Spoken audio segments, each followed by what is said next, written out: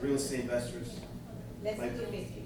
less than 250? Is that including your investment into the property? No, so in other words, what do you mean less than 250? Cash? You mean it has to be worth 250 or No, but I'm not buying a house higher than 250.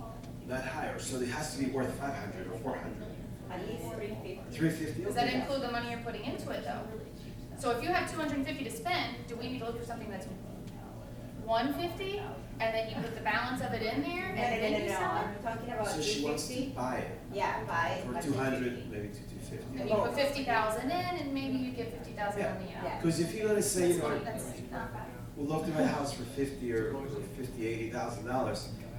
Brad talked about this area called Pahokee, I think, or was it? Yeah, but that's not the No, place. That's you not- don't wanna go up there. It's I might been- find it's something been a lot there. of times. Don't But forget if you want something in a decent area like Boynton Beach Don't East, delay. you're talking about, then some of those areas are worth about 300, 250. Yeah. And if you can buy at 65% of the value of those areas, that will be okay, right? Mm-hmm, yeah. I mean, Wow. the Hokie would be 50 cents on the dollar, at A little least. less. Or less, yeah.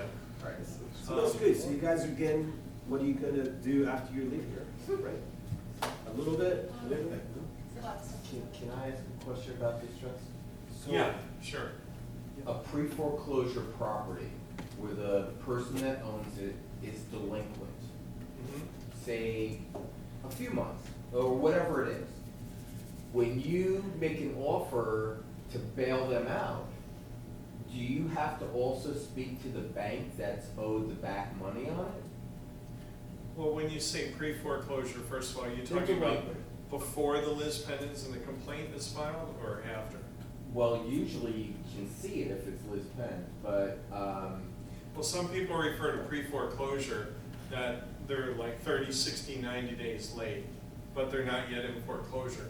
In my opinion, when they're in foreclosure, they're in foreclosure. What's pre-foreclosure? pre-foreclosure means that you see it, they're either, it's an estate or it's owned or whatever, it's delinquent for sure. Okay. And then you might see it because, let's say, overgrown grass or whatever, and it hasn't been filed that the person's dead yet that used to own it. You don't know that it's it begins with a P for dead people. Probate? Probate. That's kind of a different thing. I mean, you could have a probate property that's in foreclosure. I guess the first thing you want to do is look and see, does it actually have a foreclosure action filed against it? If it does, have they set an auction date for it? And if they did, when is it? Because that's going to kind of dictate how much time you have to get everything done and whether or not it's even possible. Because if you got to track the seller down and the auction is tomorrow, then that's going to be really hard to pursue unless you know how to get a hold of the seller. So still not impossible, but it's still a deal that you can do. The bottom line is, what's the after repaired value? How much repairs does it need, and how much equity does the seller have in the property? So when I meet with sellers, I ask them, do you have a copy of your monthly mortgage statement? Because most people have it, and if it's current, then if they're in arrears, you're going to see it right on their mortgage statement. So that's pretty much the main way you tell if you're dealing with any equity. Because always remember, your profit is going to come out of the seller's equity in the property. Because they've been served, so they have that paper? Well, whether they've been served or not, the paper has nothing to. The paper is just their monthly mortgage statement. Most people today don't have an old-fashioned coupon book anymore for their monthly payments. Now they get mailed to them a monthly statement. At least all my mortgages. You guys find the same to be true? Yeah. Yeah, you get a monthly statement sent to you, right? Yeah. So it'll tell what the balance is on there, what the payment is, what's in arrears typically, and that's probably the easiest way to check.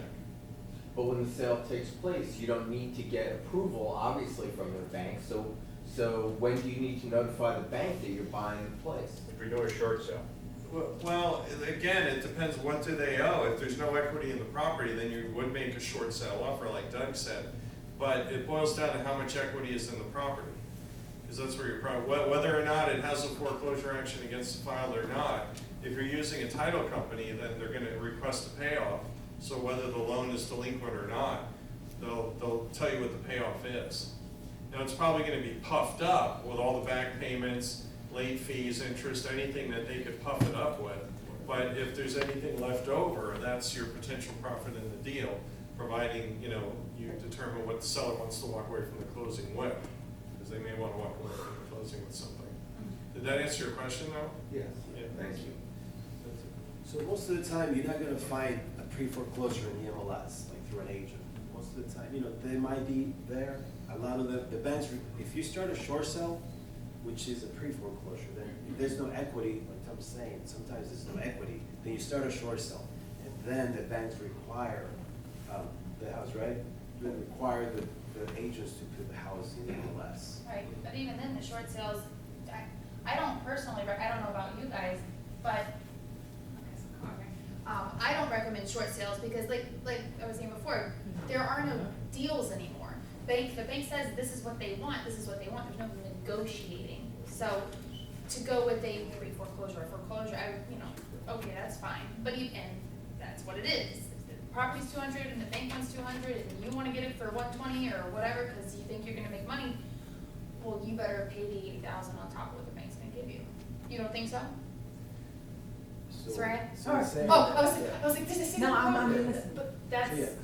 that's what I've seen. Right, so right now, as you can hear, a lot of times, you're not gonna find a deal in the MLS, you're gonna create a deal in the MLS, right? That's what we talk about all the time, because if you talk to 10 agents, maybe one or two know how to do the searches that we investors do. And it gets kind of complicated, because there's so much. Earlier, we talked about the MLS, the REOs, there are probably a few hundred in Palm Beach County. Yeah. Properties, not just single families. So one of those might be a deal, and you can help us with Yeah, some of yeah. those, right? It could be a condo, townhouse, who cares, land, doesn't matter. But ideally, we look for single family. So when it comes to other stuff, then we have to do different type of approaches to the seller, different like pre-foreclosures or other type of strategies to buy. Yes. Yeah. How does one identify or find out an REO agent? Because wouldn't that be the quickest way to understand what's available, so they're gonna get first crack at it, so they have probably a list of their own? So when you I say, just want to find out, who's an REO agent.